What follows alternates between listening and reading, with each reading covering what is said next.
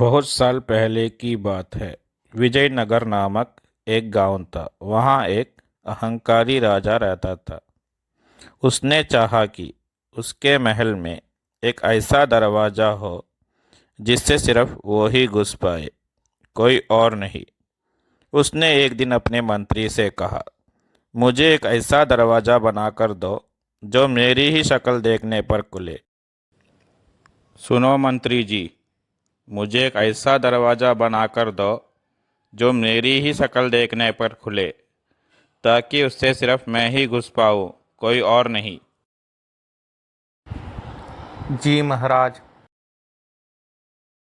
है कोई जो घुस सकता है इस दरवाजे से?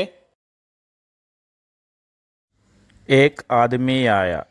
उसके हाथ में राजा की तस्वीर थी। तस्वीर में राजा की शक्ल देखकर दरवाजा खुल गया। राजा गुस्से में बाल खींचता रह गया। मुझे एक ऐसा दरवाजा बनाकर दो जो सिर्फ मेरी ही आवाज़ से खुले। जी महाराज। है कोई जो घुस सकता है इस दरवाजे से? वही आदमी आया। उसने राजा को बहुत ठंडा पानी पिलाया। फिर कहा, अगर मैं इस दरवाजे से नहीं घुस सकता तो राजा भी नहीं घुस सकता है। ठंडे पानी से राजा का गला खराब हो गया। उसकी आवाज़ ही नहीं निकली। राजा भी दरवाजे से अंदर नहीं जा पाया। वह गुस्से से कूदता रह गया। फिर राजा ने ऐसा दरवाज़ा बनवाया जो सिर्फ उसके जूतों की आहट से ही खुले। लेकिन उस आदमी ने ज़मीन पर कालीन बिछा दिया, जिससे जूतों की आहट ही नहीं हुई।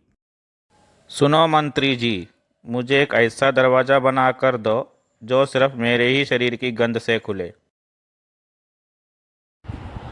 जी महाराज। लेकिन इस बार फिर वही आदमी आया और राजा के पहने हुए कुछ कपड़े हाथ में उठाकर दरवाजे के पास ले गया, तो दरवाज़ा खुल गया। फिर आगे क्या हुआ? उन दोनों का मुकाबला ना जाने कब तक चलता रहा।